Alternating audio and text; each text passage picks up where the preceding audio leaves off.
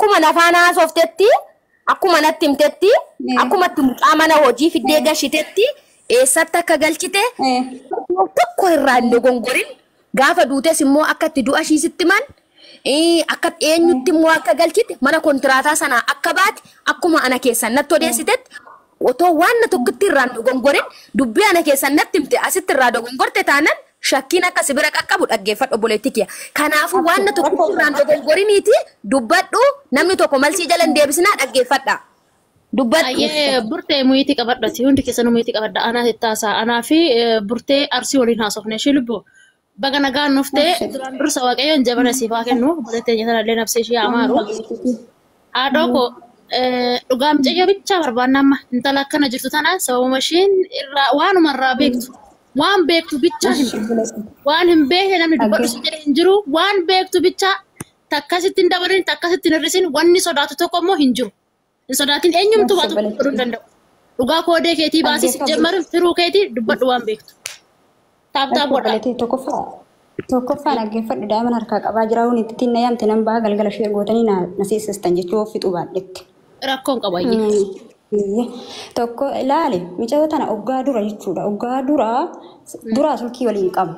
Silkii waliin qabnu silkii kiyya beeksisa barraa ta'ee beeksisa bishirra ta'ee hin beeku argattee naaseente hin beeku waluun beeknu jechuudha. Kaza haayattee naaseente sannaayit warqinaa jechuun maqaa ishee immoo hin beeku abbaa immoo maqaan hin beeku mitikkee aabbuuti. Kaza hooshin maqaan haayattee naaseentu obboleetti teessin barre oolmeenna lakka biree ani intala adaadaa teetii naan jette. Sabni intalli adaadaa tijaa jennaan intala adaadaa teetii loodeeti naan jette. Oonyi rashin jannaan intala shittootiin tikkeedha birnaan tuuftee sakkam jirta eessa jirta illee wal gaafannaan as dubaa hin jira naan jette. Erga dhuftee turtee jennaan waggaa tokko darba fixaataan jira guma lamaayyuu naan jette yookiin naan jette akkasii maaloo rakkadhe maal rakkatte mana niitittiitis na hojjisiisti magbii nan hojjedha halkan keessa sa'a 8 rafaa raftii hin qabu kan hojjedhu birrii kuma takkaan naan jette. Inde beerut deemtee miti beerutii erga qaanqaa beekte akkamitti kuma hojjetaa jira bahaaree deemee taneen asitti dhufee kumaa fi balamaan gale akkamitti qatti seenta biiroon kee kamneenna biiroo miti ani qaxxisuman dhufee naan jette. Akkasii maarree miti kee hin jedheen mana hoo qayyarachuuf ani si gargaaruu barbaadde warri ani irraan dhufe si haa qarqaarani kontiraataa kee waggaa lamaan kee fixi iqaamaaf fixi yoo iqaamaaf kontiraata fixin jarri bilookisi godhaa han jedheen. Araa fixaataan jira. Naan jettee shoo fixxiniitti asumaan bakka barbaadden qayyara dhulettoo ishiin eeyyama sii kennite. Warra biiroo kiyyaa gaafadhee taasisi qayyarsiisaa hin jedhe. Eeshi naan jettee guyyaa isa walirraa cufte barii isaa naa bilbilte. Bakka aniitti rakkoo hin qabu. Qayyarachuu mirga qabu. Naan jette akkasiin jettee niitittiin lakki miti kee ijoolleen jaarri kun amanamanii keessa nama gargaaranii bilookii nama godhanii. Hin jedhe lakki rakkoo hin qabu sa'aatii ani mana jiru. Dhufanii si haa fuudhan naan jette. Akkasiin jettee niitittiin eeshi nan gaafadha. Erganittiin akkasiin jettee si yeeyyamte nan gaafadha. Yookaan immoo niititti madaamii teetitti kenni nan haasofsiisa nan lakki rakkoon qabu naan jette. Eeshi hin jedha. Jedheeni maaloo ce'uun adaalati yaa takkatti rakkatte kontiraatas fixxe iqaamas fixxe minasirraa naa galchuu dandeessanii hin jedhe. Kazaa jennaan yoo iqaama ofirraa qabaatte hin barbaannu gootti. Yoo kontiraata ishee fixxe madaamii ishee eeyyamtee fi gara barbaadde naa qayyarattu jedhani. Rakkoon qabu naan jedhan. Eeshiin cayyoon hin jedheen rakkinnan qabu jettee madaamini sa'aatii ani mana jiru dhufanii si haa fuudhan jettee hin jedheen. Maarree erga madaamin akkas jettee eeyyamtee fi naan jette.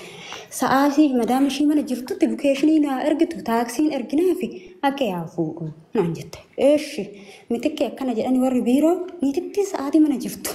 Dhiqaa keetis fattashiishii bayi bira. Lukeeshinii mana keetitti illee ergi narratti ergi. Taaksii dhufee fuudhusan hunaatti jarnaa ergani namicha taaksisanitti akka erganiin godha. Yookaan namicha taaksisanii lakkoofsa kee kennee dhufanii si haa fuudha lukeeshiniin ergitaa warra biiroo bira si fidaa hin jedhe. Eeshinaan jette. Kaazaa lukeeshinii ergeef. Lukeeshinii sirratti erginaa lukeeshinii sanii taaksiin dhaqee fuudhe. Taaksii fidee barii isaa hojii seente. Hojii bakka seente sanitti ji'a sadaffaa keessatti namtichi dhufee iqaama hojjechuudha warra biiroo irratti dawwallaan paaspoortiin ishii ilaallamnaan bilookii ta'ee jira. Deebisanii warri biiroo naa dawwalaniit mucayyoon ati jette ana daadaa tiyyaa jette mucayyoo bilookii jala jirti birna jette lakki bilookii miti waggaa lama fixe naan jette iqaama safarraa fixe naan jette lakki kunoo bilookii godhamtee jirti naan jedhe warri biiroo jedhaniit biirootti deebise namichi kun. Biirootti deebisee guyyaa sadaffaa maaloo imbaasiin hin qarqaaraa. Imbaasitti erginu dukumaa tokko hin balleessin akkamitti qaama ofirraa fixxee kontiraatas fixxee biloogii gootiniitittiin. Lakkoofsa namtichaa hin qabdaa jennaan een jette. Qabadhaantanii taaksii qabanii imbaasitti ergan. Imbaasitti hoo erganuu namtichatti dawwalnaan warri imbaasii maal jedheeni namtichi warra imbaasiitiin jechuudha.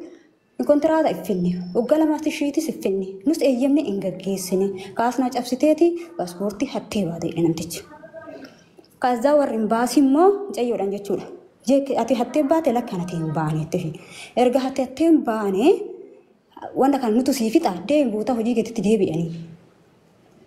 Yoo isaan akkana jedhanii sa'aatiin deemee jira halkan keessa sa'aatii 11 sa'aatii 12 imbaasuma keessa jirtu mucayyoo. Warra biiroo achitti akkana jedhan namtichi akkana jedhe nufi giwatti ifuu nufitti nufi wanjalaa naan jette. Naan jenna maaloo giiftii too warri imbaasii mana hojiitti deebiitiin nuti akka taattalee nuti sii fixa jedhanii. Eessadha itti nama biraa beektu. Ani kan jiru mana xalabaati giiftii too maaloon ani maajee takkittuu tana duruma ilmoo keetii takkittuu tana ubbira naatee saga jarri fixutti jedha warra biirooti.